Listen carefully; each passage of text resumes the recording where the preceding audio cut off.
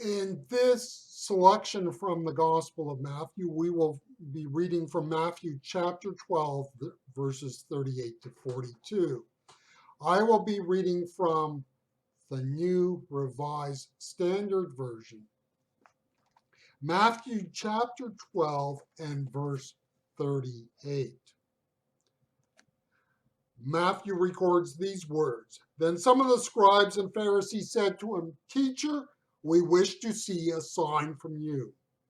But he answered them, "An evil and adulterous generation asks for a sign, but no sign will be given it, except the sign of the prophet Jonah. For just as Jonah was for 3 days and 3 nights in the belly of the sea monster, so for 3 days and 3 nights the Son of Man will be in the heart of the earth. The people of Nineveh will rise up at the judgment with this generation and condemn it, because they repented at the proclamation of Jonah, and see, something greater than Jonah is here. The queen of the south will rise up at the judgment with this generation and condemn it, because she came from the ends of the earth to listen to the wisdom of Solomon, and see, something greater than Solomon is here. A dangerous tendency in the church is the desire to prove the faith. Now, in order to understand what we are saying here, we want to make a distinction between the desire to prove the faith and apologetics. Now, apologetics is the branch of theology that deals with the defense of the faith. In apologetics, we are seeking to deal with those issues and questions that arise that can be obstacles to the faith. Now, I think it's important to understand that apologetics is a necessary part of theology and a legitimate part of theology. That is a far different thing than that where people seek to try and prove the Christian faith. In other words, you cannot ultimately prove the Christian faith to the point that somebody has to accept it. It does not work that way. Look at what Jesus is asked of in this passage. Think of verse 38. He is asked to give a sign. If we were to modernize what the religious leaders were asking, we would say that they were looking for proof. We will believe you, Jesus, if you prove who you are. What could be wrong with this? Well, we begin with the fact that the knowledge of something is not the same as actually trusting it. Let me give you a very simple example of this from the realm of my own experience. You can prove to me that bungee cord jumping is safe. You can point out the merits of the cord. You can show me people jumping with a bungee cord. You can tell me the material that it's made with and how it is safe. You know what? That film is not going to make me go bungee jumping. I don't care how much you say it is true. You can prove it all you want. I will not get on the end of that cord and jump. The reason why Jesus did not give the religious leaders a sign they wanted, he knew it would not make them trust him.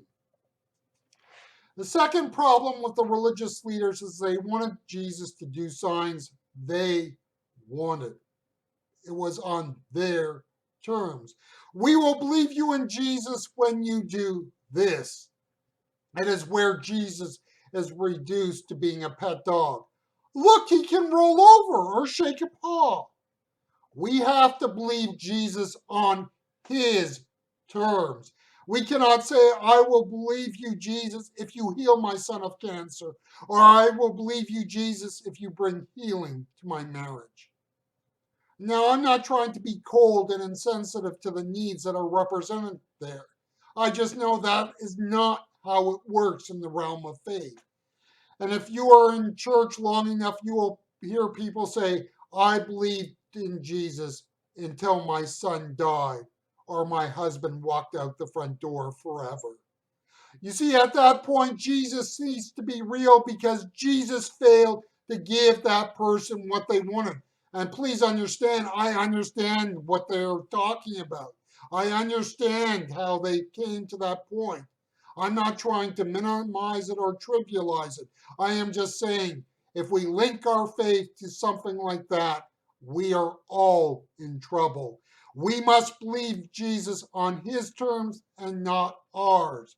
Now, I know that sounds harsh, but Jesus is no less real when a piece of a who and what we are dies. You see, it is not whether there are signs out there that point to the reality of Jesus.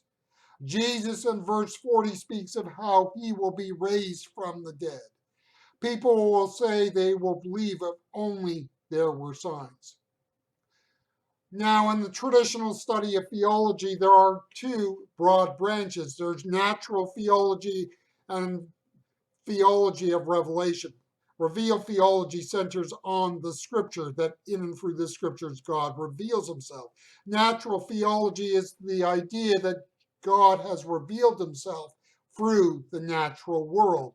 It is not as a full and complete revelation as that which is found in scripture. But we would say that if we look around us, that there is the presence of God and the reality of God in the natural world. Paul says in the book of Romans, chapter 1 and verse 20, the NIV translation, for since the creation of the world, God's invisible qualities, his eternal power and divine nature, have been clearly seen, being understood from what has been made, so that people are without excuse. People who say, show me a sign, are not willing to look at the signs that are already there.